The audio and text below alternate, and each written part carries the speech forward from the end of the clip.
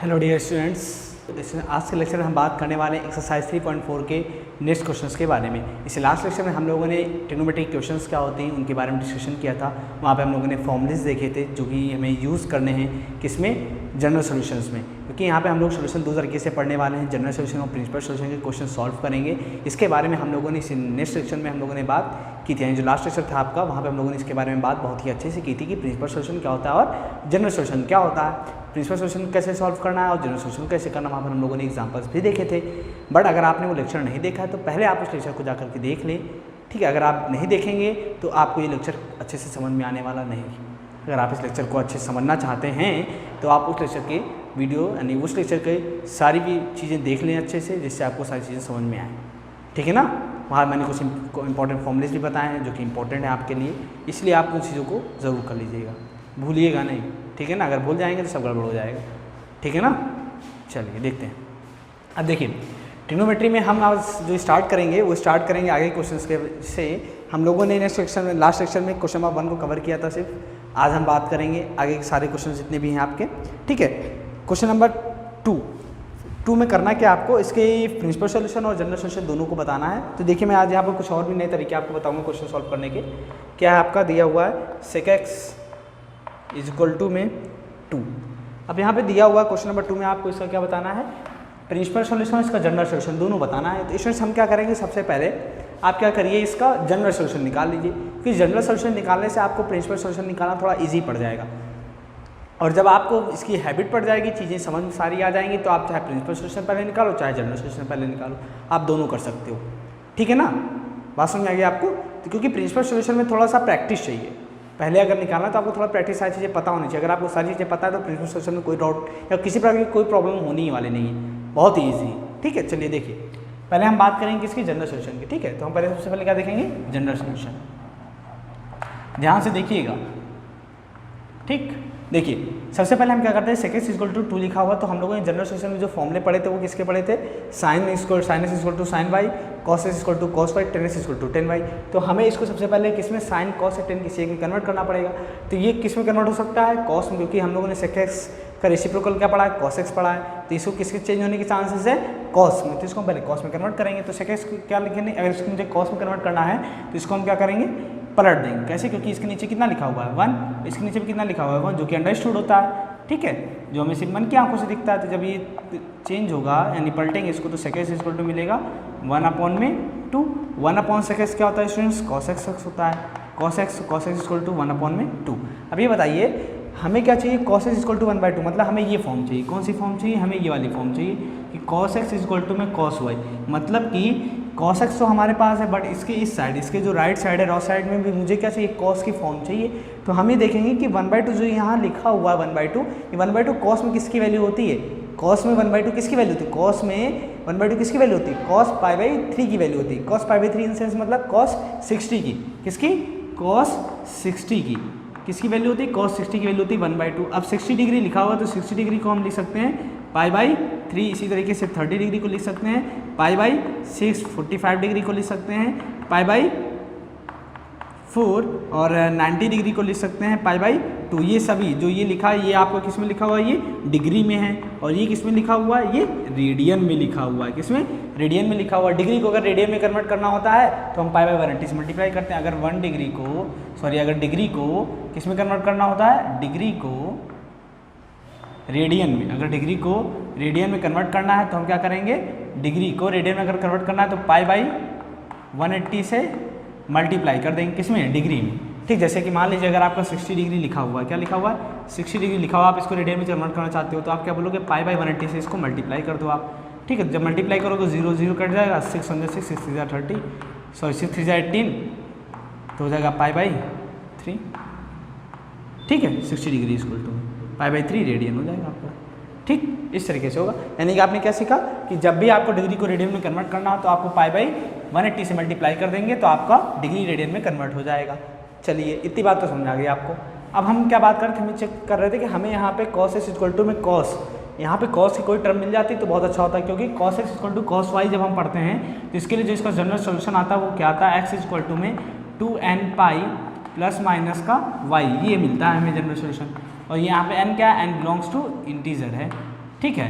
अब देखिए अब यहाँ पे हम क्या करेंगे, तो यहाँ पे हमें कॉस लाना, तो हमें पता है 1/2 किसकी वैल्यू होती है, कॉस π/6 की, कॉस π/3 की वैल्यू होती है। तो यहाँ लिखेंगे कॉस x इक्वल टू में कॉस π/3। अब जब हमने कॉस π/3 यहाँ पे लिख दिया, आप देखिए यहाँ से हम क्या करेंगे, देखेंगे इसको इससे कंपेयर करेंगे तो cos x equal to cos y, कौन सी फॉर्म है ये, cos x equal to cos y वाली फॉर्म है।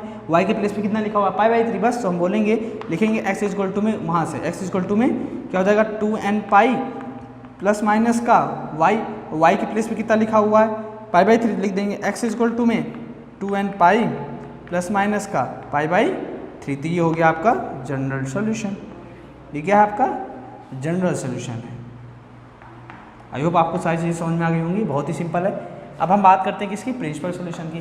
तो प्रिंसिपल सोल्यूशन और भी इजी है, ठीक है, प्रिंसिपल सोल्यूशन और भी इजी है। अब इसमें मैं आपको बता दूं कि जनरल सोल्यूशन प्रिंसिपल सोल्यूशन मैंने देखी फर्स्ट लेक्चर में, जो जिसका ट्रिग्नोमेट्री इक्वेशन का जो फर्स्ट लेक्चर है, मतलब कि जो लास्ट लेक्चर भी हम लोगों ने इससे पहले जो पिछला लेक्चर हम लोगों ने कवर किया, वहाँ पर हम लोगों ने जनरल सोल्यूशन और प्रिंसिपल सोल्यूशन में डिफरेंस का वहाँ पर देखा था। जनरल सोल्यूशन में आपको इनफाइनाइट सोल्यूशन मिलते हैं, यानी कि किसी भी वैल्यू के लिए, जैसे cos x equal to cos π/3 लिखा है ना, तो cos x में जो cos इक्वल टू π/3 लिखा है, तो जो ये x वेरिएबल है इसकी जितनी भी पॉसिबल वैल्यूज होंगी वो सारी हमें मिलती है जनरल सोल्यूशन में। बट जो प्रिंसिपल सोल्यूशन होता है इसमें हमें एक दायरे में वैल्यूज मिलती है, किसमें, एक पर्टिकुलर,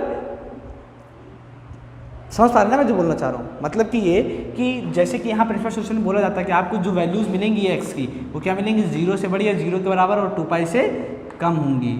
समझ में आ गई बात, यानी कि एक हमें लिमिटेशन में वैल्यू मिलती है, बट इसमें कोई लिमिटेशन नहीं, यहाँ पे हम जितनी पॉसिबल वैल्यूज होती हैं वो सारी वैल्यूज हमें मिलती हैं। बट प्रिंसिपल सोल्यूशन में हमें सिर्फ एक लिमिटेड वैल्यू मिलती है। लिमिटेड मतलब 0 से 2π के बीच में वैल्यू मिलेगी। तो x यहाँ पे 0 के इक्वल भी हो सकता है, 0 से बड़ा भी हो सकता है, बट 2π से छोटा ही होगा, 2π के इक्वल नहीं होगा। इस बात का हमें ध्यान रखना, और ये भी ध्यान रखना कि जो भी प्रिंसिपल सोल्यूशन हम निकालें उसमें जो x की वैल्यू आए वो इन्हीं पर लाई करनी चाहिए, इस ना तो 2π से ज़्यादा होनी चाहिए और ना ही 0 से क्या होना चाहिए, कम होना चाहिए, 0 से बड़ी होनी चाहिए। ठीक है, अब चलिए देखिए प्रिंसिपल सोल्यूशन जब हम बात करते हैं तो हमारे पास क्या दिया हुआ है, जैसे यहाँ पर दिया हुआ है cos x इक्वल टू में 1/2, ठीक है, दिया है cos x इक्वल टू में 1/2। अब हम क्या करेंगे, देखिए अगर हम अकॉर्डिंग टू जनरल सोल्यूशन चलें तो हम चाहते हैं कि जनरल सोल्यूशन से हम वैल्यू निकालें। तो जनरल सोल्यूशन से भी आप वैल्यू कैसे निकाल सकते हैं, मैं एक आपको हिंट दे रहा हूँ, क्योंकि प्रिंसिपल सोल्यूशन निकालने के लिए आपको थोड़ा सोचना पड़ता है। कैसे सोचना पड़ता है पहले वैसे बताता हूँ, फिर आपको जनरल सोल्यूशन से कैसे वैल्यू निकली वो बताता हूँ। ठीक, पहले मैं कैसे बता रहा हूँ, हम लोग अपने हिसाब से जो सीखते हैं उसके अकॉर्डिंग बता रहा हूँ। देखिए cos x इक्वल टू 1/2 होता है, हमें पता है cos π/6 cos π/3 की वैल्यू होती है 1/2, तो हम बोलेंगे कि cos x इक्वल टू 1/2 है, तो इसको हम लिख सकते हैं cos π/3 लिख सकते हैं। जब आप इसको कंपेयर करोगे तो यहाँ से x की वैल्यू क्या मिलेगी, π/3, तो आपको एक x की वैल्यू ये मिली। दूसरी अगर हम देखना चाहते हैं तो हम ये बोलेंगे cos x इक्वल टू होता है आपके पास 1/2 होता है, तो हम ये बोलेंगे कि जो cos x है वो 1/2 होता है, बट हम यहाँ पर जो है 1/2 किसकी वैल्यू होती है, cos π/3 की वैल्यू होती है। हमने ऐसा बोला, हमने अभी यहाँ पर यही तो देखा ना कि cos π/3 की वैल्यू 1/2 होती है। अब हम चाहते हैं कि हमें x की और वैल्यूज चाहिए, x की और वैल्यू क्या क्या हो सकती है वो हम चेक कर लेते हैं, जो कि 0 से 2π के बीच में होनी चाहिए। तो हमने कहा cos π/3 को हम लिख सकते हैं, क्या लिख सकते हैं, देखिए मैं लिख रहा हूँ cos π/3 को लिख सकते हैं cos, अच्छा चलिए आपको थोड़ा सा समझा देता हूँ तब मैं लिखता हूँ। देखिए आपने ये चीज़ें तो पढ़ी हैं, हम लोगों ने भी आपको सारी चीज़ें बताई। ये होता है आपका फर्स्ट क्वाड्रेंट, इसमें होता है ऑल पॉजिटिव, इसमें साइन और कॉसेक, इसमें टेन और कॉट, इसमें कॉस और सेक पॉजिटिव होता है। ये आपका π0 होता है और ये आपका पाई होता है, ये π/2 होता है। ठीक, अब समझिएगा इस बात को। यहाँ पे आपके पास क्या है, cos π/3 है, क्या है cos π/3, cos 60 कहाँ पे होगा आपका 90 से यहाँ इसी के बीच में होगा cos 60, होगा कि नहीं होगा, तो यहाँ पे cos पॉजिटिव है, तो हमें चाहते हैं कि हमारा जो cos है पॉजिटिव है ना, cos कैसा है यहाँ पर हमारा पॉजिटिव है, cos कहाँ का फर्स्ट क्वाड्रेंट में पॉजिटिव होता है और सेकंड में cos नेगेटिव होता है। लेकिन एक बात मैं आपको बताऊँ, यहाँ पर इसका कोई मतलब नहीं, अभी हमें इसकी जरूरत नहीं, इसकी जरूरत हमें बाद में, अभी नहीं, इसको हम नहीं लेते क्योंकि आप इससे कंफ्यूज हो जाओगे। अभी हम नॉर्मली सी बात करते हैं। cos π/3 लिखा हुआ है, तो मैं बोलता हूँ कि आप cos π/3 को लिख सकते हो cos cos 2π माइनस का π/3, क्यों ये लिख सकते हैं हम, देखिए cos 2π माइनस π/3, cos π/3 को cos 2π माइनस π/3 लिख सकते हैं कि नहीं, बिल्कुल लिख सकते हैं। क्यों, क्योंकि मैं आपसे बोलूँगा आप ये बताइए मुझे cos 360 minus theta equal to क्या होता है, cos थीटा होता है कि नहीं होता है, cos 360 माइनस थीटा क्या होता है, cos थीटा। तो यहाँ थीटा कितना है, π/3 है, तो जब इसको हम सॉल्व करेंगे तो क्या मिलेगा हमें, cos 360 minus theta cos theta, यानी cos π/3 मिलेगा। इट मीन्स हम cos π/3 को cos 360 माइनस थीटा भी लिख सकते हैं। तो यहाँ देखिए हमें ये मिल गया। अब इसको हम सॉल्व कर लेते हैं। जब इसको हम सॉल्व करेंगे तो क्या मिलेगा, एलसीएम लीजिए यहाँ से, तो 3 2 6π, 6π माइनस का पाई अपॉन में 3, यानी कि यहाँ क्या मिला आपको cos 5π/3।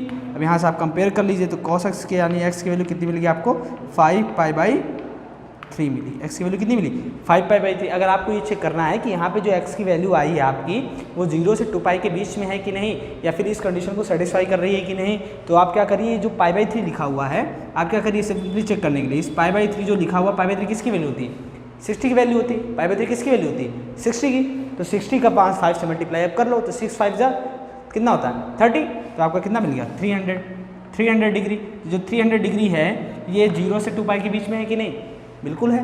इट मीन्स कि आपका ये जो x की वैल्यू आई वो π/3 होगी और s = 5π/3, दो ही वैल्यू होंगी, यानी दो यहाँ पे प्रिंसिपल सोल्यूशन कितने मिलेंगे आपको, एक s = π/3 और एक s = 5π/3, बस और कोई वैल्यूज आपको नहीं मिल सकती, दो ही वैल्यू मिलेगी। ठीक, तो ये हो गया हमारा नॉर्मल सा जो हम लोगों ने अभी तक सीखा, उसके बेसिस पे हम लोगों ने प्रिंसिपल सॉल्यूशन इस तरीके से निकाला। अब हम बात करते हैं कि अगर हमें जनरल सॉल्यूशन से प्रिंसिपल सॉल्यूशन निकालना हो तो कैसे निकालेंगे। देखिएगा इस चीज़ को, हमने बोला कि अगर आपको जनरल सॉल्यूशन से प्रिंसिपल सॉल्यूशन निकालना हो तो आप कैसे निकालोगे। ये तो हम लोग ऐसे कर लिए नॉर्मली जो हम लोगों ने सीखा था अभी तक, बट अगर हमें जनरल सॉल्यूशन की हेल्प से निकालना हो तो कैसे निकालेंगे। हम ये बोलेंगे कि x की वैल्यू चाहिए हमें प्रिंसिपल सॉल्यूशन के लिए, हम बोलेंगे यहाँ पे हमारे पास क्या है cos x = में 1/2 दिया हुआ है, और फिर हम बोलेंगे cos x = 1/2 दिया, ठीक अच्छी बात है, बट हमें x की वैल्यू चाहिए प्रिंसिपल सॉल्यूशन के लिए। हम कहेंगे आप क्या क्यों, आप कुछ ज़्यादा खास सोचने की जरूरत नहीं है, x = 2nπ + -π/3 बोला था। प्रिंसिपल सॉल्यूशन में जो x की वैल्यू आनी चाहिए वो 0 से 2π के बीच में आनी चाहिए, बस हमें वही चाहिए। हम बोलेंगे अगर आपको चाहिए 0 से 2π के बीच में, आप क्या करिए यहाँ पर n की वैल्यू अपनी तरफ से डालते जाइए। क्यों, क्योंकि जो n होता है n कहाँ से लाएगा 0 1 2 3 ऐसे चलता चला आता है। ठीक है, अब देखिए यहाँ पर, अब यहाँ पर हम क्या करेंगे n की वैल्यू डालेंगे। जब n की वैल्यू हम 0 डालते हैं, जब हम बोलेंगे पुट n = 0 किसमें x = 2nπ ± का π/3 है, यही तो है ना। जब आप n = यहाँ पर 0 डालोगे, n = 0 डालोगे तो यहाँ से पहले तो इसको हम ब्रेक कर लेते हैं, दो पार्ट में जाएगा। एक x = चलिए हम बिना ब्रेक किए ऐसे कर लेते हैं। जब हम 0 डालेंगे तो हमें क्या मिलेगा 2, ये तो 0 मिल गया है पूरा, तो यहाँ मिला ± का π/3 तो मिला, एक तो हमारे पास π/3 मिलेगा, एक पॉजिटिव π/3 मिलेगा, एक नेगेटिव π/3 मिलेगा। अगर -π/3 की हम बात करेंगे तो 0 से कम हो जाएगा, तो हम -π/3 को नेगलेक्ट कर देंगे तो हमें क्या मिलेगा x = π/3 मिल जाएगा, एक तो जो कि 60 डिग्री होता है, 60 डिग्री 0 से 2π के बीच में होता है। दूसरा, अगर हम n = कितना पुट करें 1, जब n = 1 पुट करेंगे तो हमें मिलेगा x = में 2π ± π/3। अब दोनों को सॉल्व कर लेते हैं, ब्रेक कर लेते हैं इसको, एक बार प्लस लेते हैं एक माइनस, तो हमें x = जब हम लोग प्लस लेते हैं तो 2π प्लस का π/3 और x = लेते हैं 2π माइनस का π/3। ठीक है, अब इसको जब सॉल्व करोगे आप 3 2 6 और पाई इसके कितना हो जाएगा 7π/3। x की वैल्यू ये मिली और यहाँ से x की वैल्यू क्या मिलेगी 3 2 6 में से पाई जाएगा तो मिलेगा 5π/3। अब चेक कर लेते हैं कौन सा हम ले सकते हैं कौन सा नहीं। ये x = 5π/3, π/3 का मतलब होता है 60 डिग्री, 60 × 5 300 डिग्री मिल गया, यानी 300 जो है आपका 360 के बीच में है, मतलब ये हमारा एग्जिस्ट करेगा। 7π/3 है, 60 × 7 करिए, 7 6 42, यही तो होगा ना 7 6 42, 42 जो आपका 360 से ज़्यादा है, इट मीन्स इसको हम कैंसिल आउट कर देंगे। तो यहाँ पर आपको भी दो वैल्यू मिली x की, एक π/3 मिली और एक x = 5π/3, दोनों ही क्या प्रिंसिपल सॉल्यूशन है किसके cos x = 1/2 के। तो आप चाहे ऐसे करो चाहे वैसे करो। अगर आप चेक करना चाहो तो चेक करने के लिए जनरल सॉल्यूशन की हेल्प ले सकते हो, बट अगर आप उस तरीके से करोगे तो आपके लिए बहुत ही अच्छा रहेगा, क्योंकि वो सॉल्यूशन बढ़िया है, ठीक ठाक है। क्योंकि प्रिंसिपल सॉल्यूशन के जो स्टैंडर्ड सॉल्यूशन या स्टैंडर्ड तरीका होता है वो वही है जो पहले हम लोगों ने सॉल्व किया था। ये तो हम सिर्फ इसलिए कभी कभी यूज़ कर लेते हैं कि अगर स्टूडेंट्स को कभी कभी डाउट ये होता है कि वो कैसे चेक करें कि प्रिंसिपल सॉल्यूशन दो ही होगा, मतलब दो से ज़्यादा भी हो सकते हैं, उनका कहने का मतलब होता है। तो हम ये कहते हैं कि आप इस जनरल सॉल्यूशन की हेल्प ले लिया करो, यहाँ पर वैल्यू डालते जाया करो, π/3 मिला, x = 5π/3 मिला। अब जैसे आप 2 डालोगे, देखिए 2 डालने पे आपको π/3 से वैल्यू मतलब कि 360 से ज़्यादा ही वैल्यू मिलेगी। ठीक है, कितनी मिलेगी 360 से ज़्यादा मिलेगी। जब ज़्यादा मिलेगी तो हमें उससे ज़्यादा चाहिए नहीं, तो यहाँ पर दो ही वैल्यूज एग्जिस्ट करेंगे। ठीक है ना स्टूडेंट्स। तो बस मैंने सिर्फ इस क्वेश्चन के लिए आपको बताया प्रिंसिपल सॉल्यूशन में जनरल सॉल्यूशन कैसे यूज़ करके आप वैल्यू निकाल सकते हो प्रिंसिपल सॉल्यूशन की। ठीक है, बाकी का आप अपने हिसाब से भी देख सकते हो, और हम वही यूज़ करेंगे मेथड जो इससे पहले हम लोगों ने मेथड किया था। ठीक है ना, घबराने की जरूरत बिल्कुल भी नहीं है। अब हम बात करते हैं next question number 3। Question number 3 कैसे सॉल्व करना है उसको देख लेते हैं। क्वेश्चन नंबर 3 एंड जो 4 है, 3 और 4, ये दोनों क्वेश्चन काफ़ी अच्छे क्वेश्चन हैं, ठीक है। ये एग्जाम में कई बार आपसे पूछे भी जाएंगे, जब भी पूछा जाएगा तो आपको इसी टाइप के क्वेश्चन या फिर इस तरीके पर, यानी इसी तरीके का हो सकता है क्वेश्चन, मतलब कॉन्सेप्ट सेम रहेगा, क्वेश्चन डिफरेंट हो सकता है, ठीक है ना। जो भाई क्वेश्चन नंबर 3 और 4 करने जा रहे हैं हम लोग। क्वेश्चन नंबर 3 है आपका cos x is equal to में cot x है, क्या है cot x is equal to में माइनस का √3 है।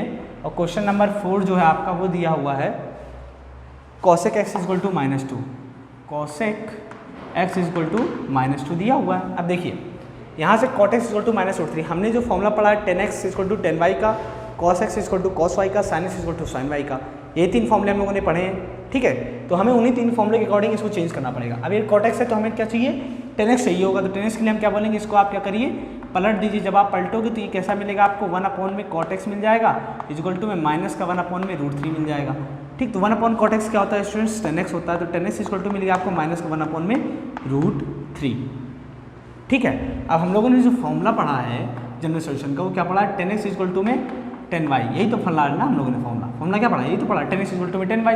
जब ऐसा मिलता है, जब हमें ये फॉर्म मिलती है तो इसके लिए जनरल सॉल्यूशन क्या होता है, x इज इक्वल टू में n पाई प्लस का y।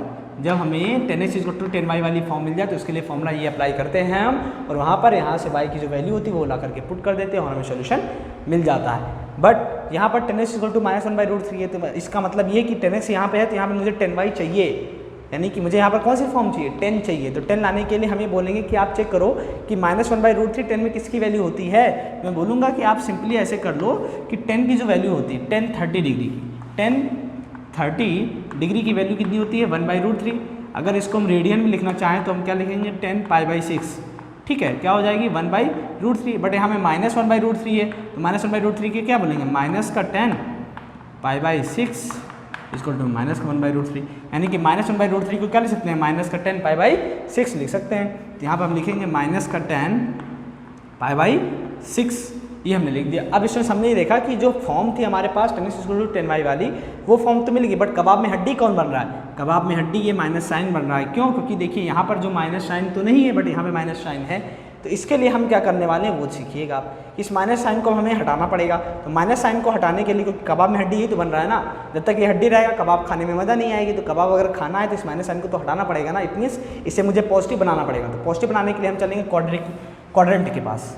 देखिए ये आपका फर्स्ट क्वाड्रेंट होता है, इसमें ऑल पॉजिटिव। सेकंड क्वाड्रेंट होता है साइन कोसेक पॉजिटिव, थर्ड में टेन कॉट पॉजिटिव और फोर्थ में कॉस कोसेक पॉजिटिव होता है।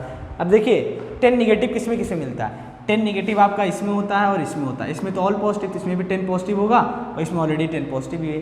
ठीक है, तो यहाँ पे हम क्या देखते हैं 90 माइनस थीटा होता है आपका। 90 माइनस थीटा में 10 चेंज हो जाता है। यहाँ 90 प्लस थीटा और 180 माइनस थीटा होता है, यहाँ पर भी चेंज हो जाता है। 90 माइनस थीटा और यहाँ क्या मिलता है, ये जब हम इस क्वाड्रेंट की बात करते हैं तो यहाँ पे आपको कौन कौन से 90 प्लस थीटा मिलता है और 180 माइनस थीटा मिलता है। तो 90 प्लस थीटा में तो आपका 10 चेंज हो जाएगा कॉट में, बट 180 में चेंज नहीं होता है। तो इसलिए हमें लेना कौन सा 180 लेना है।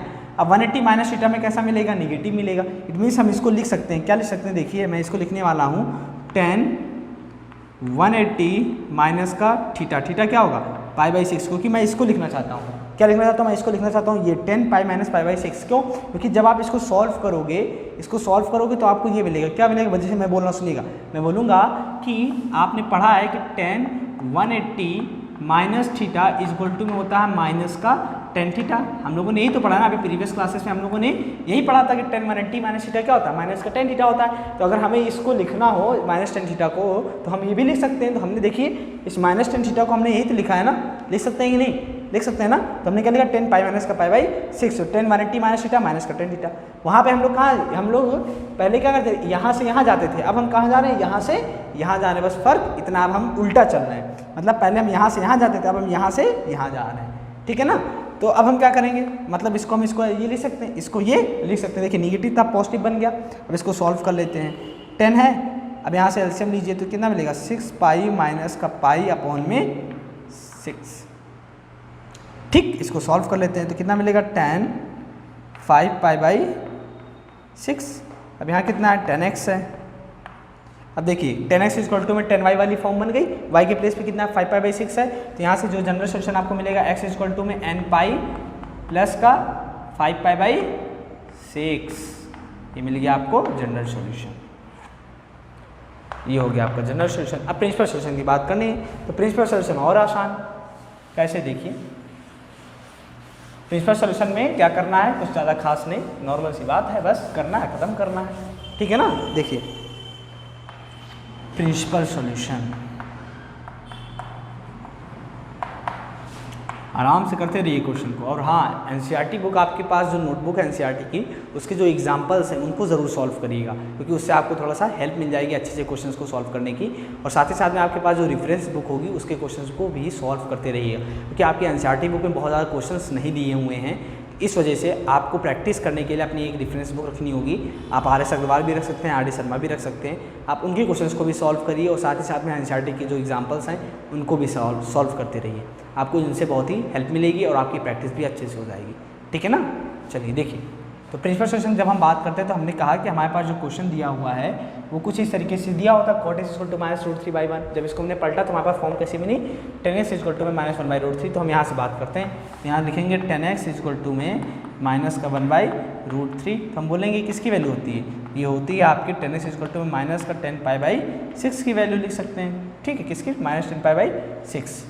ठीक, अब हमने -10π/6 तो लिख दिया, तो अब हम क्या करने वाले हैं, हमको जो वैल्यू चाहिए वो कहाँ से चाहिए, 0 से x क्या होना चाहिए, बड़ा या 0 के बराबर, लेकिन 2π से छोटा होना चाहिए।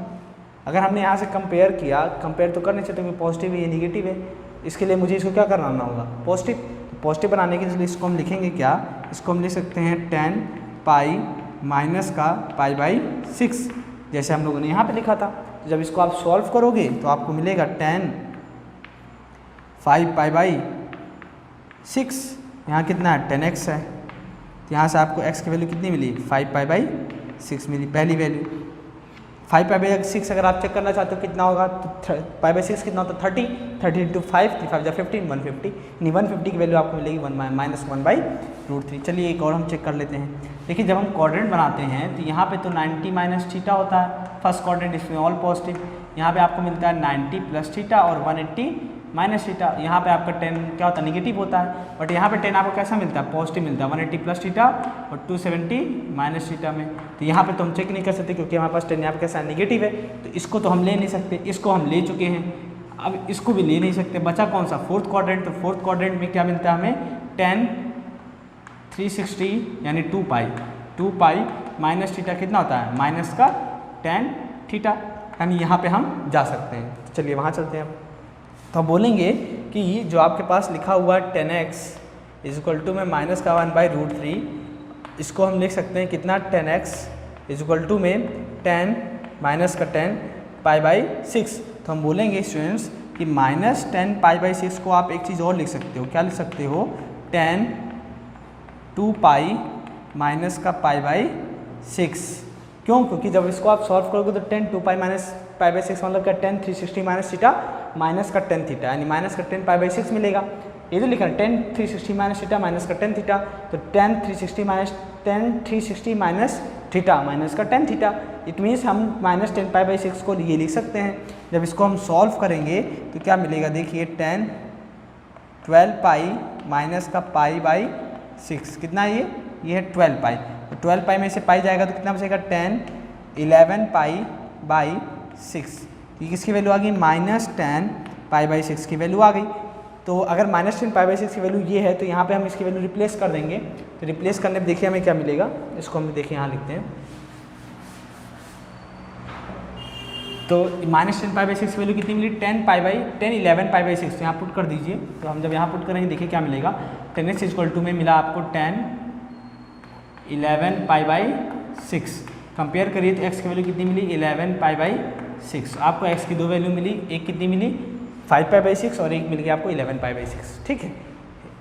और x = 11 π/6, ये दो वैल्यूज आपको मिल गई। इसको भी चेक कर लीजिए, π/6 मतलब 30 × 11, 11 3 30, 330 डिग्री, 330 डिग्री और यहाँ कितना मिला 150 डिग्री। दोनों ही क्या है, 0 से 2π के बीच में लाई करते हैं। इट मीन्स आपका जो प्रिंसिपल सॉल्यूशन है वो 5 π/6 मिला और 11 π/6 में। ओके, ऐसे करने क्वेश्चन आपको, ठीक है। चलिए अब हम बात करते हैं क्वेश्चन नंबर 4। क्वेश्चन नंबर 4 था आपके पास कॉसेक एक्स इक्वल टू में -2।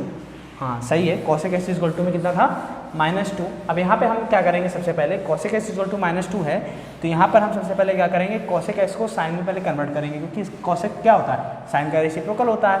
तो हम इसको क्या करेंगे, पलटेंगे, जब पलटेंगे तो 1 कॉसेक एक्स बनेगा, जब 1 कॉसेक एक्स बनेगा तो इसको हम लिख सकते हैं साइन एक्स, है कि नहीं, लिख सकते हैं ना। चलिए देखिए question number 4, cosec x equal to में कितना है हमारे पास -2 है। इसको जब आप पलटोगे तो क्या मिलेगा, 1 में कॉसेक एक्स इक्वल टू में -1/2।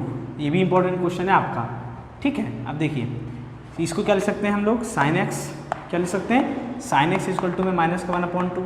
अब हमें ये पता है कि साइन एक्स के लिए जब जनरल सोल्यूशन की बात होती है तो साइन एक्स के फॉर्म में क्या होता है, साइन एक्स इक्वल टू में साइन वाई इक्वल टू में फॉर्मूला क्या होता है, एक्स इक्वल टू में होता है आपका n पाई प्लस होता है -1 की होल पावर n इंटू में y, ये होता है आपके पास। तो अगर मुझे जनरल सोल्यूशन निकालना है तो मुझे ये फॉर्म चाहिए, साइन एक्स इक्वल टू में साइन वाई। तो वो लाने के लिए मैं लिखूंगा ये कि चेक करूंगा कि साइन किस में -1/2, साइन किस वैल्यू के लिए -1/2 देता है। तो हम ये बोलेंगे कि साइन एक्स इक्वल टू में -1/2 किसकी वैल्यू होती है, हमें -1/2 नहीं पता, लेकिन हमें इतना पता है कि 1/2 किसकी होती है, साइन 1/2 किसकी देता है, साइन 1/2 किसकी वैल्यू होती है, 30 डिग्री की होती है। तो 30 डिग्री कैसे लिखते हैं हम लोग, साइन π/6 से आगे लगा देंगे माइनस, ठीक है। साइन π/6 की वैल्यू 1/2 तो -1/2 मिल जाएगा हमें।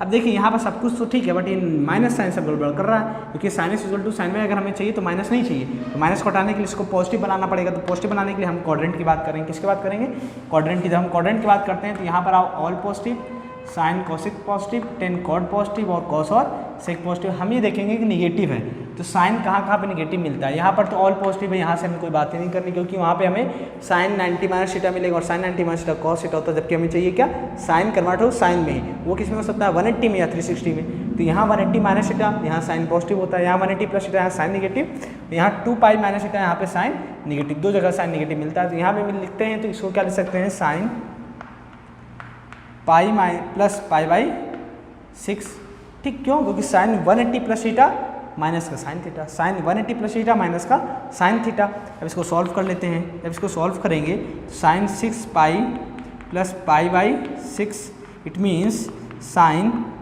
7π/6। तो यहाँ जब आप कंपेयर करते हो तो यहाँ से आपको क्या मिलता है, साइन एक्स इक्वल टू में साइन वाई के प्लेस पे कितना 7π/6, तो आप लिखोगे एक्स इक्वल टू में n π प्लस का -1 की होल पावर n y की वैल्यू कितनी है 7π/6। तो ये हो गया आपका जनरल सोल्यूशन। ओके स्टूडेंट्स, अब हम किसकी बात करते हैं, प्रिंसिपल सोल्यूशन की। जब हम प्रिंसिपल सोल्यूशन की बात करेंगे इसकी प्रिंसिपल सोल्यूशन की तो बहुत ही सिंपल है, आसानी से हम बात करेंगे। कैसे, देखिए साइन एक्स इक्वल टू -1/2 है, हम यहाँ से बात कर रहे हैं, ठीक है। हम क्या बोलेंगे, हमें क्या मिला, साइन एक्स इक्वल टू में माइनस का साइन π/6, ठीक। तो अब हम क्या करेंगे, यहाँ निगेटिव है, इसको पॉजिटिव में कन्वर्ट करना है, तो क्या लिखेंगे, साइन पाई प्लस का π/6, क्योंकि साइन 180 + थीटा माइनस का साइन थीटा होता है। जब इसको आप सॉल्व करते हो साइन 7π/6 मिलता है। जब आप इसको कंपेयर करते हो तो कंपेयर करने पे आपको x की वैल्यू मिलती है 7π/6। अभी से चेक करते हैं क्या ये जो हमारे पास x की वैल्यू आई है 0 से 2π के बीच में लाई करती है कि नहीं।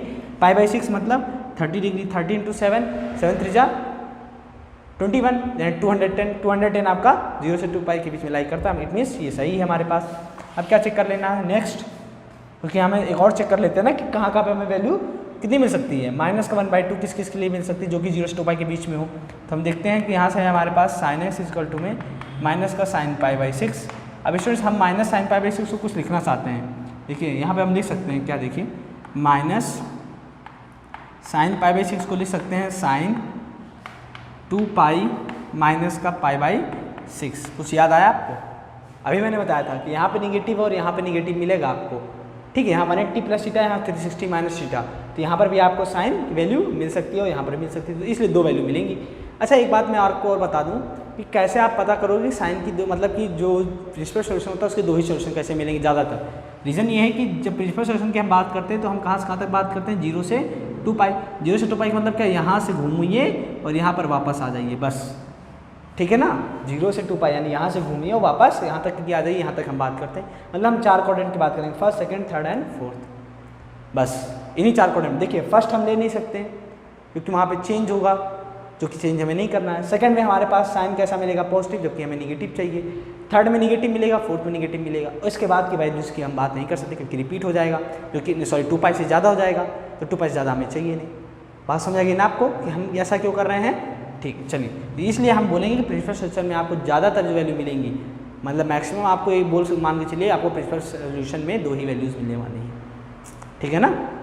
चलिए देखिए, तो यहाँ से हम क्या बोलेंगे, sine minus sine pi by 6 को हम क्या लिख सकते हैं, साइन 6 टू द 12 यानी 12 पाई माइनस का पाई बाई 6। इट मीन्स यहाँ से मिलेगा आपको साइन 11 पाई बाई 6 किसके equal, minus sine pi by 6 के इक्वल। तो यहाँ पे हम क्या लिख सकते हैं, यहाँ पे हम लिख सकते हैं कि sine x equal to minus sine pi by 6 के किसके इक्वल है, साइन 11 पाई बाई 6। तो यहाँ पुट कर दीजिए साइन 11 पाई बाई 6। यहाँ से जब कंपेयर करेंगे आपको मिलेगा आपको 11 पाई बाई 6। स्टूडेंट्स आपको यहाँ से प्रिंसिपल सोल्यूशन 2 मिले, एक मिला आपको x equal to 7 pi by 6, x equal to 11 pi by 6। Check कर लीजिए 11 पाई बाई 6 आपका 0 से 2 पाई के बीच में है कि नहीं।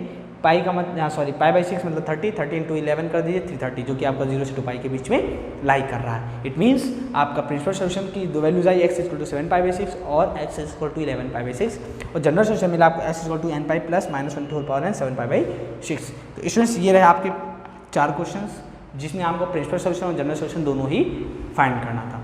ओके, तो आप इन्हें फटाफट नोट डाउन कर लीजिए। अब हम बात करने वाले हैं क्वेश्चन नंबर 5, 6, 7, 8, 9, जो कि आप में सिर्फ और सिर्फ जनरल सोल्यूशन बोला गया है, सिर्फ आपको जनरल सोल्यूशन बताना है, बाकी कुछ नहीं करना। और ये क्वेश्चंस बहुत ही इंपॉर्टेंट क्वेश्चंस हैं, इस तरह के क्वेश्चंस आपसे एग्जाम में ज़्यादातर पूछे जाएंगे, तो हम इन पे अच्छे से डिस्कशन करेंगे। तो आप इन्हें नोट डाउन कर लीजिए, फिर आगे हम बात करते हैं।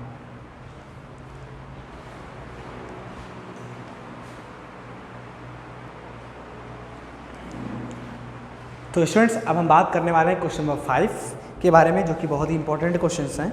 चलिए देखिए, इनको हम 2 तरीके से कर सकते हैं।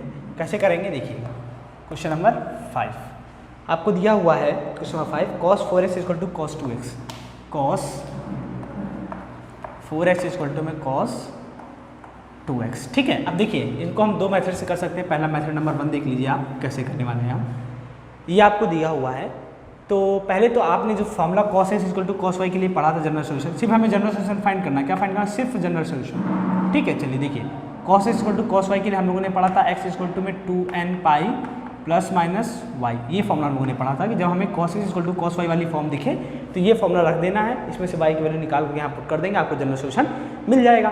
तो हम कहेंगे कि ये तो फॉर्म वही वाली दिख रही, बस फर्क कितना है, यहाँ पे x ये रहा, y ये रहा, दोनों x के फॉर्म में। हम कहेंगे घबराने की जरूरत बिल्कुल नहीं। आप यहाँ से बोलिए कि हमें कौन सी फॉर्म दिख रही है, cos x इक्वल टू में cos y वाली फॉर्म दिख रही है। यहाँ से आप कंपेयर करके x की वैल्यू बताइए, x की वैल्यू कितनी मिली आपको यहाँ से 4x।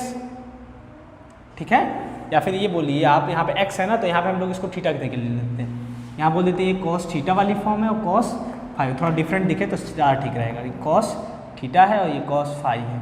ठीक है, अब देखिए तो यहाँ से आपको क्या मिल गया, ये हो गया आपके पास cos थीटा और ये हो गया आपके पास cos फाइव। ठीक है, हम इसको अपने हिसाब से चेंज कर सकते हैं, कोई ये फिक्स नहीं कि यहाँ cos x cos y होगा ही हमेशा, ऐसा कुछ नहीं। रिप्रेजेंटेशन चेंज हो सकता है, cos theta cos equal to cos five भी हो सकता है, कोई दिक्कत नहीं है। ठीक है ना, आप जो मानना चाहो वो मान सकते हो। ठीक है, अब देखिए cos theta equal to cos five, यहाँ से थीटा की वैल्यू कितनी है आपके पास 4x है, और यहाँ से फाइव की वैल्यू कितनी है आपके पास है 2x है।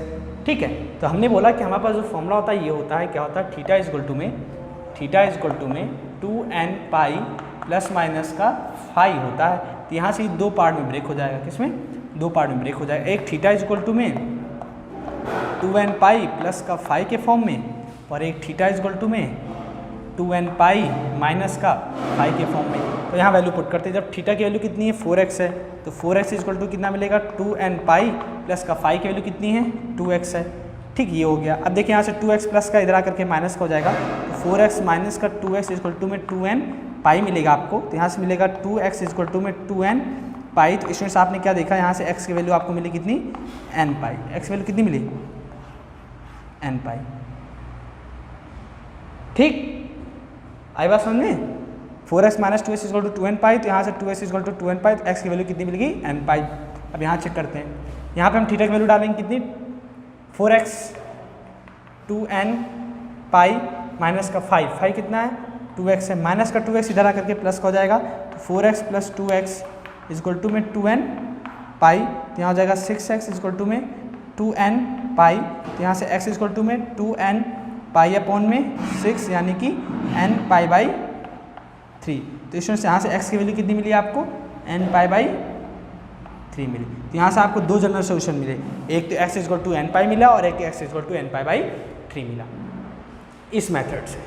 तो समझ गए इस मेथड से कैसे करना। हमने क्या किया, कंपेयर कर दिया, कंपेयर करने के बाद यहाँ से जो वैल्यू मिली इनको दो पार्ट में ब्रेक कर दिया, एक प्लस था तो प्लस ले लिया, एक माइनस लेकर सॉल्व किया। तो यहाँ से x की दो वैल्यूज मिली, एक x equal to n pi, x equal to n pi by 3। Method number 2 देख लेते हैं। मेथड नंबर 2 कैसे करना आपको, मेथड नंबर 2 इसमें क्या करना है आपको, देखिए कैसे करना है इसको। cos 4x इक्वल टू में कितना आपके पास यहाँ पर cos 2x, इस cos 2x को इधर ट्रांसफर कर दीजिए, कितना मिलेगा cos 4x माइनस का cos 2x इक्वल टू में 0। देखिए cos x minus cos y का फॉर्मूला बन गया, cos x minus cos y, cos x minus cos y formula हम लोग पढ़ चुके हैं, क्या होता है 2 sin x plus y minus वाला लिख लें, minus 2 sin x plus y divided by 2 sin x minus y divided by 2। आप कंफ्यूज मत होइएगा, यहाँ पे देखिए मैंने क्या किया x plus y divided by 2 sin x minus y divided by 2, इसलिए यहाँ माइनस साइन बाहर आया है। अगर मैं यहाँ पे y minus x divided by 2 करता तो माइनस साइन बाहर ना आता। तो कंफ्यूज मत होइए, कुछ बच्चे कंफ्यूज हो रहे होंगे सर यहाँ माइनस नहीं होगा यहाँ पे प्लस होगा। मैं बोलूँगा जब यहाँ पे प्लस होगा तो यहाँ पे y माइनस एक्स होगा, ना कि x minus y divided by 2। समझ में आ गई बात, ठीक है। चलिए तो इस फॉर्मूले का यूज़ करेंगे जब हम यहाँ पर, तो देखिए क्या मिलेगा हमें 2 sin x plus y divided by 2 मतलब क्या है 4x प्लस 2x कितना हो जाएगा 4x plus 2x divided by 2, फिर क्या है साइन x माइनस वाई यानी कि 4x minus 2x divided by 2 is equal to में 0। अब देखिए यहाँ से क्या लिख सकते हैं हम लोग 2 sine 6x divided by 2, 6x divided by 2 sine 2x divided by 2, क्योंकि 4x माइनस 2x कितना हो जाएगा 2x हो जाएगा। 2 1 जा 2, 2 3 जा 6, 2 1 जा 2, 2 1 जा 1, 1 टाइम में ये 3 टाइम में मिला 2 sine 3x sine x equal to में 0। अब ये 0 दोनों का भी कॉल, जब इन दोनों में से या तो ये 0 हो जाए या तो ये 0 हो जाए तब जाकर के आपको वैल्यू क्या मिलेगी 0। इट मीन्स हम ये बोल सकते हैं कि साइन, ये तो कांस्टेंट है, ये ऑलरेडी 0 में चला जाएगा, इधर मल्टीप्लाई होता जाकर डिवाइड तो आपको 0 मिल जाएगा। ठीक, इसको हटा देते हैं। साइन 3x इक्वल टू में 0, तो साइन 3x 0 कब होगा, साइन 3x की 0 होने के लिए इसकी पॉसिबल वैल्यू क्या हो सकती है, मतलब इसका जनरल सोल्यूशन क्या होगा n पाई, यानी साइन n पाई। तो यहाँ लिखेंगे 3x इक्वल टू में n pi, it means x equal to में n पाई बाई 3। एक तो ये मिला। अब यहाँ से देखिए जब हम साइन x इक्वल टू में 0 लेते हैं तो यहाँ से हम क्या बोलेंगे कि इसको हम लिख सकते हैं साइन x इक्वल टू में साइन n पाई। क्यों, क्योंकि हमने देखा था कि जब हमारे पास साइन 0 की बात करते हैं तो इसका जो जनरल सोल्यूशन मिलता है वो क्या मिलता है n पाई, साइन 0 का n पाई होता है।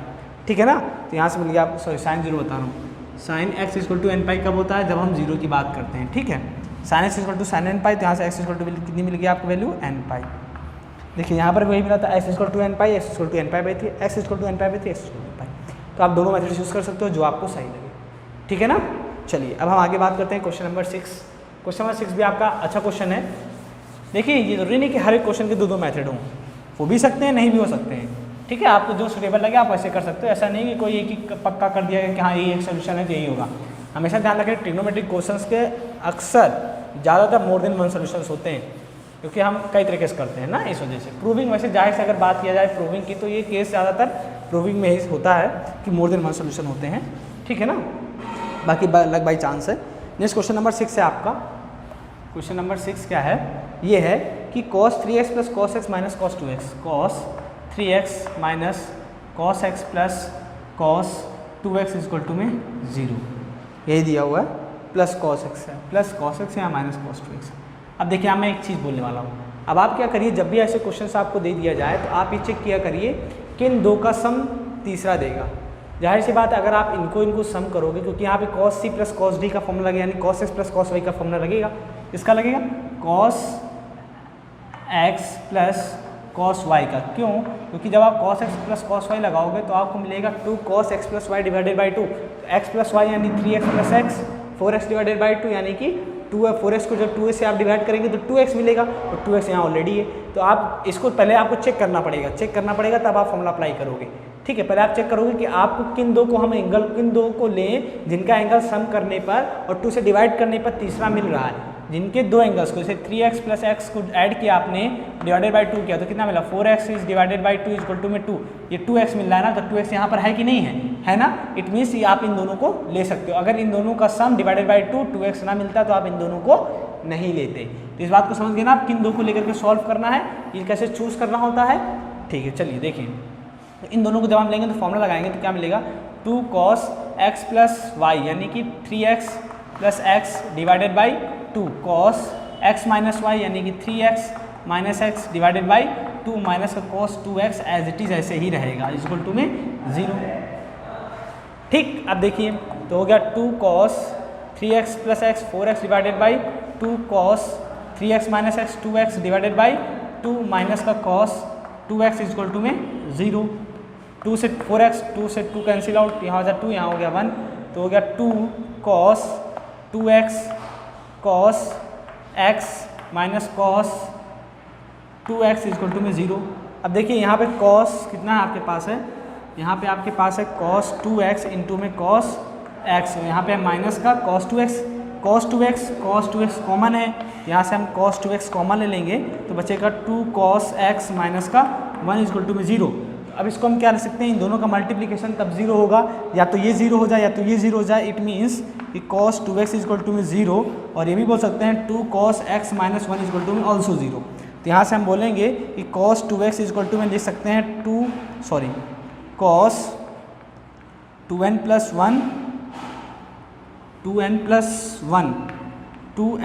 1 पाई बाई 2। क्यों? क्योंकि हमने इसे पिछले लेक्चर में हम लोगों ने ये देखा था कि 2n प्लस 1 पाई बाई 2 वो वैल्यू होती है जिसके लिए cos की वैल्यू क्या होती है, 0 होती है। cos कहाँ 0 होता है, उन सबकी पॉसिबल वैल्यू क्या होती है, 2n प्लस 1 पाई बाई 2। ये हर एक पॉइंट पर, यहाँ पे आप n की वैल्यू डालते जाइए, आपको वो हर एक वैल्यू मिलती जाएगी जिस पर आपका cos 0 होता है।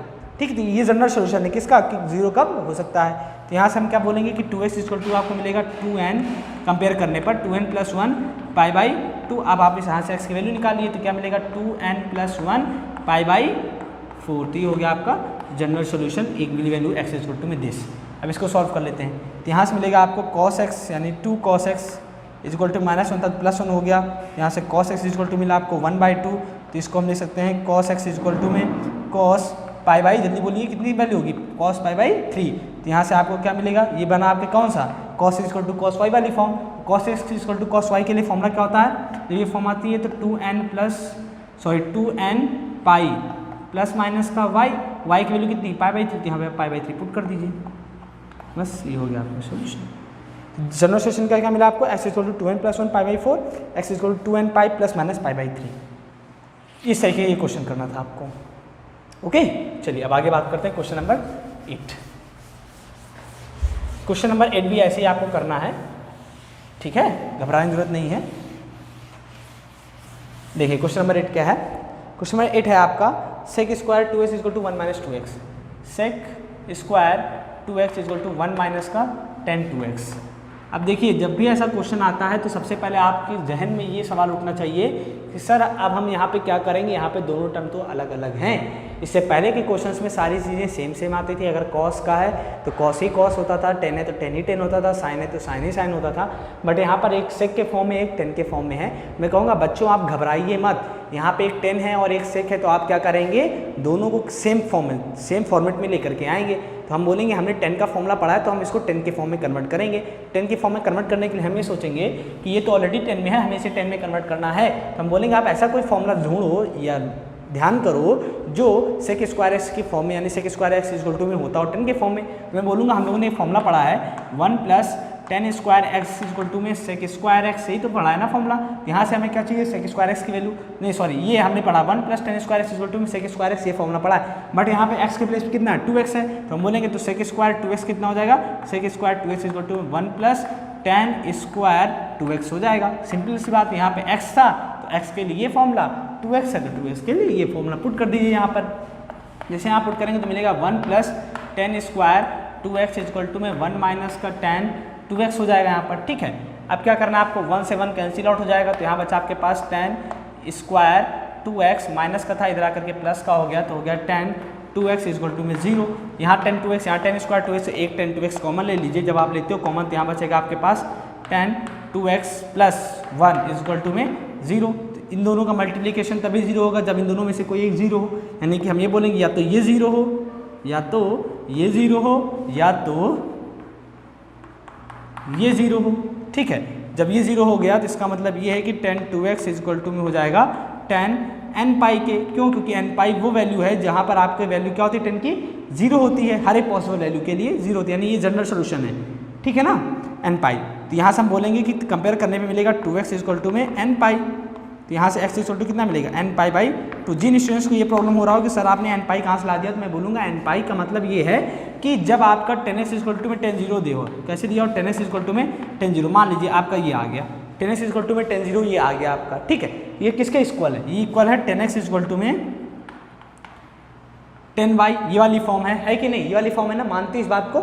जब ऐसा होता है जनरल सोल्यूशन क्या होती है, x इक्वल टू में n पाई प्लस का y, यही तो होता है ना, n पाई प्लस का y। इसी जब ये वाली फॉर्म आती है, ये वाली tan x equal to tan y वाली, tan x equal to tan y अगर दिया है, general solution x equal to n pi plus y होता है, ये मानते हो कि नहीं आप, हम अभी तक यही करते आए हैं। तो अगर tan x equal to tan 0 दिया हो तो इसका मतलब क्या, y के प्लेस पे कितना डालना है, 0, तो हम डाल देते हैं। तो x इक्वल टू क्या मिला, n पाई, यानी कि x equal to n pi मिला कि नहीं मिला, वही मैंने यहाँ पे पुट कर दिया n पाई, 0 क्या पुट कर सकते हैं, tan n पाई। तो यहाँ से कंपेयर करा 2x equal to n pi, x equal to n pi by 2। Is it clear? ठीक है, चलिए अब यहाँ देखिए इसी तरीके से tan 2x है प्लस 1 है, उधर जा करके माइनस का 1 हो गया, कितना हो गया, माइनस का 1। तो हम ये बोलेंगे कि tan 2x तो है बट एक किसकी वैल्यू है, माइनस tan पाई बाई 4 की वैल्यू है। tan पाई बाई 4 मतलब tan 45 की वैल्यू कितनी होती है, 1, तो माइनस tan पाई बाई 4 हो गया। हम बोले जब माइनस tan पाई बाई 4 आ गया, बट हमें यहाँ पे कैसा चाहिए सॉरी स्टूडेंट्स, यहाँ पे हमें कैसा चाहिए, पॉजिटिव। तो ये कबाब में हड्डी है, इसको हड्डी को हटाना होगा तभी खाने में मजा आएगी। ये होगा all positive, sine cos positive, sorry sine cosec, tan cot और कॉस और सेक पॉजिटिव होगा यहाँ पर।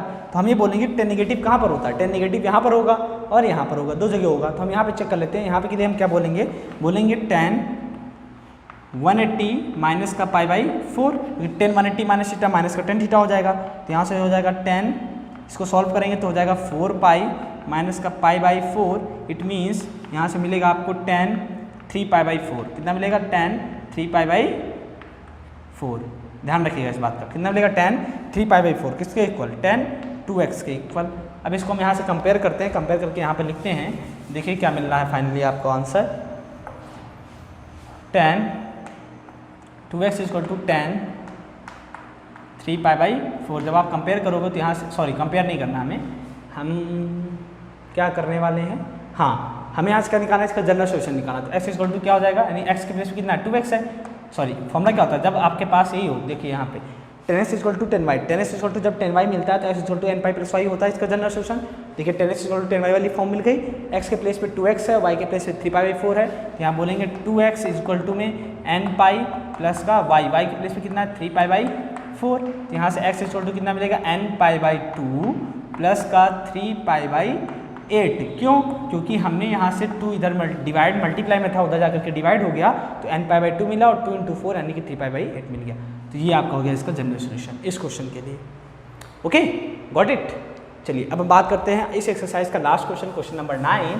फिर हम अपनी नेक्स्ट एक्सरसाइज की ओर अप्रोच करेंगे, मिसलिनियस एक्सरसाइज, जहाँ पर आपको हर एक क्वेश्चन हर एक एक्सरसाइज से मिलेंगे और उस एक्सरसाइज को हम फटाफट वो भी कंप्लीट करेंगे। फिर हम अपने न्यू चैप्टर की तरफ बढ़ेंगे, जो कि आपका अगला क्वेश्चन आपके अकॉर्डिंग स्टार्ट किया जाएगा जो आप चाहोगे। तो इसलिए कमेंट करके बता दीजिएगा आप कि आपको कौन सा चैप्टर अगला स्टार्ट करवाना है, तो उसी अकॉर्डिंग हम बात करेंगे। अदरवाइज हम अपने हिसाब से चलेंगे, ठीक है, जो हमें सही लगेगा उसी अकॉर्डिंग हम बात करेंगे, वरना जैसा आप बोलो, ठीक है ना, नीड आपकी। चलिए देखिए question number 8, sorry question number 9, 8 हमने कवर कर लिया, लास्ट है आपका 9। क्वेश्चन नंबर 9 है आपका कि sin x plus sine 3x plus sine 5x, sine x plus sine 3x plus sine 5x is equal to 0। तो स्टूडेंट्स जो ये क्वेश्चन है आपका, ये क्वेश्चन इसी तरीके का क्वेश्चन हम लोगों ने अभी कॉस का भी किया था, वहाँ पर हम लोगों ने चेक किया था कि कैसे हम लोगों को फॉर्मूला अप्लाई करना है। यहाँ पर भी हम चेक कर लेंगे पहले फॉर्मूला कैसे अप्लाई करना है। तो फॉर्मूला अप्लाई करने के लिए हमें चेक करेंगे इन दोनों का सम एंड डिवाइड बाई 2 आपको थर्ड मिल रहा है, इन दोनों का सम डिवाइड बाई 2 आपको 4x मिलेगा, नहीं है यहाँ पर 4x। इन दोनों का सम डिवाइड बाई 2 आपको 2x मिलेगा, यहाँ पर 2x नहीं है। इन दोनों का सम sin x प्लस 5x में 5x और x का सम 6x डिवाइडेड बाई 2 3x मिलेगा जो कि है यहाँ पर। इन दोनों को फॉर्मूला लेकर के अप्लाई करेंगे, मतलब इन दोनों पर फॉर्मूला अप्लाई करेंगे कैसे, sine 5x sine x plus sine 3x equal to में 0। फॉर्मूला क्या होता है, 2 साइन 5x प्लस 2 साइन क्या हो जाएगा 5x plus x divided by 2 cos 5x minus x divided by 2 equal to में 0। अब देखिए 2 sine 6x divided by 2 cos 4x divided by 2 equal to 0। तो यहाँ से मिलेगा 2 sine 3x cos 2x equal to 0। 2 1 जा 2, 2 3 जा 6, 2 1 जा 2, 2 4 2 जा 4।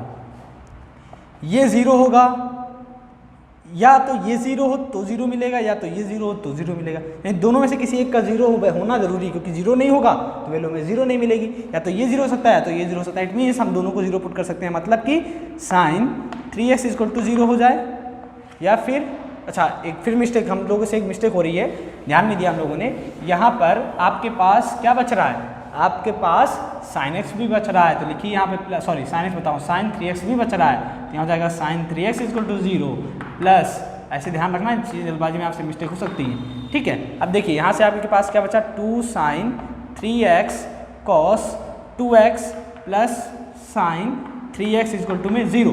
साइन 3x कॉमन ले लीजिए, तो साइन 3x कॉमन ले लिया तो 2 cos 2x plus 1 equal to में 0। तो यहाँ से मिला आपको साइन 3x इक्वल टू में 0, क्योंकि एक बार ये 0 एक बार ये 0, तो 2 cos 2x plus 1 equal to में 0। It means cos 2x equal to में माइनस का 1, और यहाँ से मिलेगा आपको कॉस 2x इक्वल टू में माइनस 1/2। अब इसके आगे हम आगे बात करते हैं। यहाँ sine 3x equal to 0, it means आप बोल सकते हो कि साइन 3x इक्वल टू में साइन n पाई, आपको पता है n पाई क्यों लिख रहे हैं हम, तो यहाँ से जाएगा 3x इक्वल टू में n पाई और x इक्वल टू में n पाई बाई 3। तो ये आपको एक जनरल सोल्यूशन मिला। अब यहाँ मैंने n पाई क्यों लिखा, क्योंकि जो जनरल सोल्यूशन होता है 0 के लिए वो क्या होता है, n पाई होता है। इसके लिए अब हम देखते हैं यहाँ पर cos 2x इक्वल टू में हमारे पास है 1/2, तो हम लिखेंगे कि 1/2 किसकी वैल्यू होती है, माइनस में लिखेंगे माइनस, पहले लगाएंगे साइन माइनस 1/2 किसकी होती है, cos π/3 की, यानी cos 60 की। अब हम बोलेंगे कि निगेटिव है, हमें पॉजिटिव चाहिए, तभी हम जनरल सोल्यूशन बता सकते हैं। तो पॉजिटिव करने के लिए हम क्वाड्रेंट के पास जाएंगे, बोलेंगे यहाँ पे all positive, sine positive, tan positive, cos positive. तो यहाँ पे हम देखेंगे कॉस पॉजिटिव, तो हमें निगेटिव चाहिए, तो इसके पास जाएंगे, इसके पास यहाँ 180 माइनस थीटा, 180 प्लस थीटा, आप जो चाहो वो ले सकते हो, जो आपको जरूरत लगे, कोई ज़रूरत नहीं है कि आप इसको ले इसको लो। तो यहाँ माइनस कॉस हम लेते हैं 180 माइनस थीटा, माइनस का π/3 मिला आपको, तो माइनस का कॉस, सॉरी माइनस नहीं होगा यहाँ पर, क्योंकि cos π/3 को हम माइनस cos π/3 को लिख सकते हैं cos 180 माइनस थीटा, तो cos 180 माइनस थीटा माइनस का cos थीटा, तो यहाँ हो जाएगा cos 3 माइनस का π/3, तो यहाँ हो जाएगा cos 2π/3। तो यहाँ से हो गया cos 2x equal to this, तो ये हो गया क्या, cos x equal to cos y वाली फॉर्म बन गई। तो यहाँ से हमारे जनरल सोल्यूशन मिले cos 2nx equal to 2n pi plus minus का y, वैल्यू पुट कर दीजिए, x की वैल्यू कितनी यहाँ पर है 2x है, तो यहाँ जाएगा 2x। देखिए मैं ये फॉर्मूला है, ये कितना है, ये फॉर्मूला है, और यहाँ से कंपेयर करिए, x के प्लेस पे 2x, y के प्लेस पे 2π/3, तो पुट कर दीजिए 2n पाई प्लस माइनस का 2π/3, ये 2 मल्टीप्लाई में उधर जाकर के डिवाइड, तो x equal to 2n pi divided by 2 plus minus 2π/3 into में 2 यानी कि 6, 2 1 जा 2, 2 1 जा 2, 1 जा 2, 2 3 जा 6। फाइनली जो x की वैल्यू मिली आपको n पाई प्लस का π/3। एक ये मिली जनरल सोल्यूशन आपको और एक ये जनरल सोल्यूशन मिला। ओके स्टूडेंट्स, तो ये रहे आपके पूरी एक्सरसाइज के, मतलब एक्सरसाइज 3.4 आपकी आज कंप्लीट। ओके, तो यहाँ से हम लोगों ने आज सिर्फ इस सेक्शन में पढ़ा ट्रिग्नोमेट्रिक क्वेश्चंस के बारे में, ट्रिग्नोमेट्रिक क्वेश्चन कैसे सॉल्व किए जाते हैं, ट्रिग्नोमेट्रिक क्वेश्चन होती क्या है, ट्रिग्नोमेट्रिक क्वेश्चन के सॉल्यूशन कैसे करते हैं। हम लोग प्रिंसिपल सॉल्यूशन पढ़े, जनरल सॉल्यूशन पढ़े, प्रिंसिपल सॉल्यूशन क्या होता है, जनरल सॉल्यूशन क्या होता है, प्रिंसिपल सॉल्यूशन और जनरल सॉल्यूशन में डिफरेंस क्या होता है, ये सारी चीज़ें हम लोगों ने बहुत अच्छे से पढ़ी। इसे लास्ट लेक्चर में, जो इसका पिछला लेक्चर था वहाँ पर, और जो इस लेक्चर में हम लोगों ने दोनों चीज़ क्लियर की ट्रिग्नोमेट्रिक क्वेश्चन के बारे में। ओके, तो अगर आपको ट्रिग्नोमेट्रिक क्वेश्चंस के बारे में सारी चीज़ जाननी है तो आप इससे पहले वाला जस्ट प्रीवियस लेक्चर और एक ये लेक्चर, दोनों लेक्चर आप देख लीजिए, आपके सारे डाउट्स क्लियर हो जाएंगे, आपकी एक्सरसाइज भी कंप्लीट हो जाएगी। और पिछले लेक्चर का जो लिंक है वो मैं आपको डिस्क्रिप्शन में दे दूंगा, आप वहाँ पर भी देख सकते हैं।